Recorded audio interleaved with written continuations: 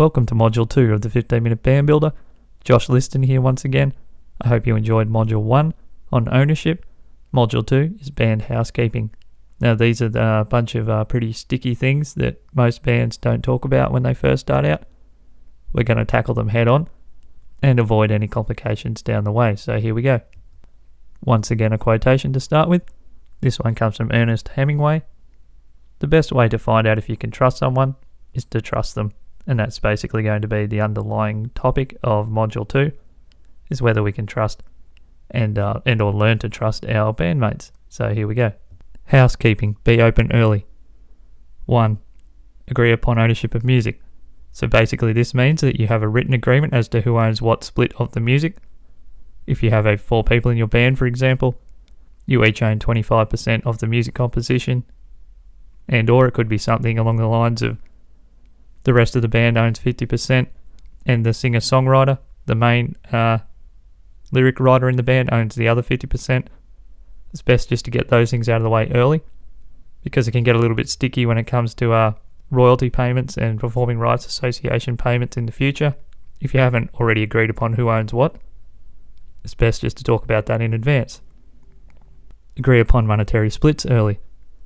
Essentially what this is about is just to talk about how much money each member of the band will make off every dollar that your band makes in profit. And that could be an equal amount each. It could be more to the singer-songwriter if you have a lyric writer in your band that wants more money. Those types of things, or someone that produces the majority of the music. It's just easier to get that done early and to have that down on paper somewhere, as in how much money you get from every CD sale, the revenue from merchandise sales, any branding income, as in getting a song on an ad, advertising revenue off YouTube, anything of that nature. You want to have talked about that in advance, or as with all things to do with money and human beings, it can get very sticky if someone doesn't know what's going on with that sort of stuff. 3. Agree upon monetary reinvestment plan. This is an extension of the previous point. Basically what this means is you want to have talked about whether your band will be putting all the money that you make back into the band to begin with, or whether that's going to be 50% back into the band, 50% to redistributed to band members. It's good just to have an idea of what you're planning to do with each dollar that you make in advance, and make sure everyone's on board with the plan. Now this one's a really important one, and I know this probably gets left out more than anything else in early band discussions, in my experience and the experience of a lot of people I've spoken to. And that's to discuss other commitments and time off. What this means is you need to really find out how people feel about their work, their jobs, their families, if they have a young family on the go, how much time off of their total time off they're prepared to put into the band. It might only be half-half. If they were to get 5 weeks holiday a year, for example, they might not want to actually spend more than 2 of that 5 weeks actually involved in day-to-day band activities. And they might only be able to spend 2 nights a week on band stuff, not 7, like someone else in the band can. So it's good to get that stuff talked about in advance. Any commitments that you have, whether it's your drummer's mother's birthday, which I've had personally happen in the past, as a reason to not be able to play an important show. I was a little bit hard about that. I didn't think that was a good enough reason, but our drummer at the time thought it was, because we'd never discussed his other commitments and how he likes to spend the majority of his time off. Another big one that doesn't get talked about much, and usually just gets left to one person in the band to sort out behind the scenes, is the tax situation of your band.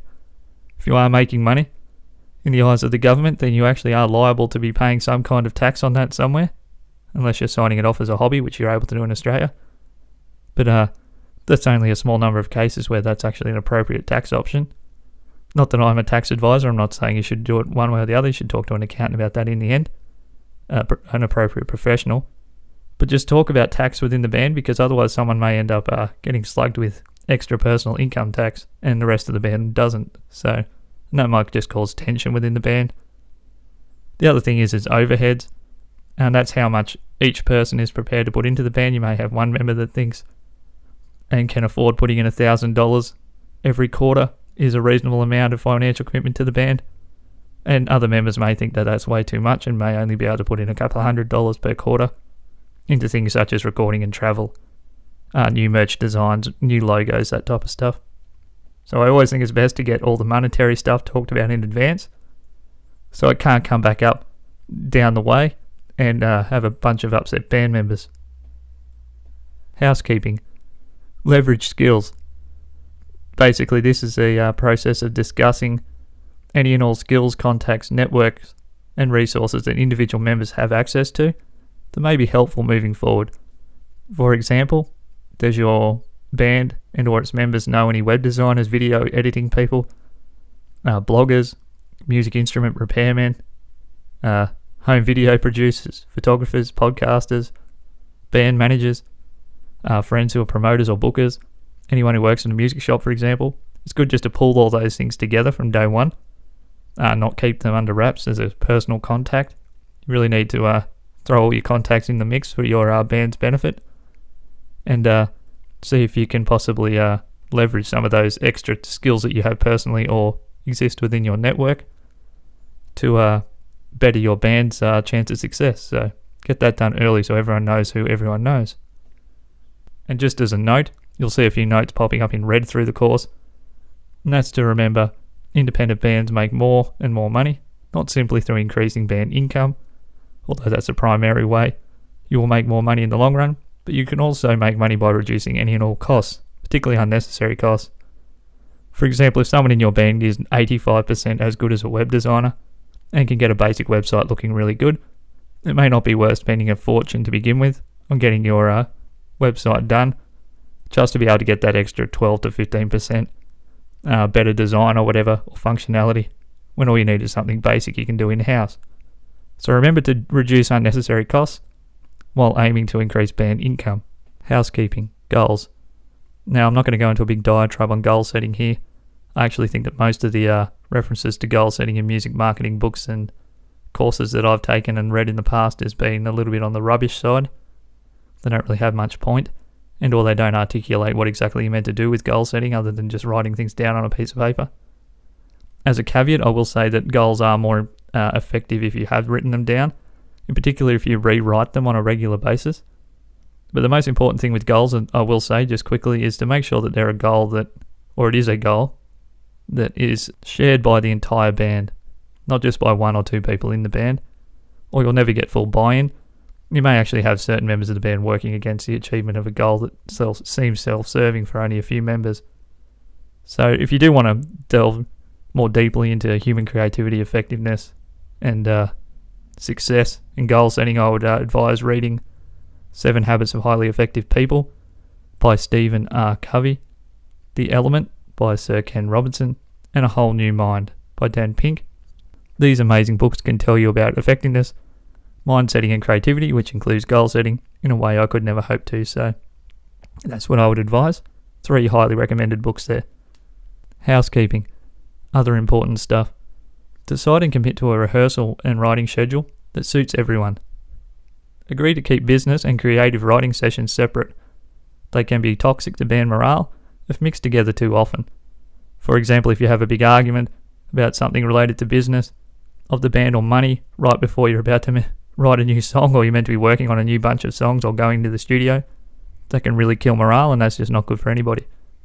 So keep creative writing and business sessions separate, and the conversations at different places and times. Agree upon and form a daily communication system for sharing news, info, statistics, etc. This can be done via group SMS or text. I've found even more effective is to use a Facebook message, as you can share links and pictures and things more easily in a direct message to your bandmates. And or you can go a little bit more old school and have full functionality, and that's to use a CC'd email to everybody. 15-minute band builder, Module 2 actions. Discuss ownership of the actual music.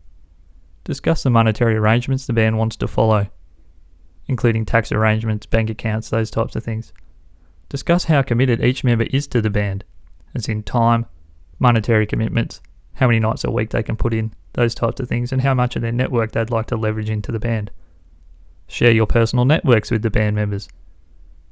That includes people that you know that may have web design skills, recording skills, video skills, photography, those types of things. Get all that out on the table. Document all ownership and monetary related agreements. This is called a band agreement and needs to be in place. So that would include ownership of splits on music, who writes what, and what money is going where over the course of the band's career. Okay, I'll see you in Module 3. Thank you.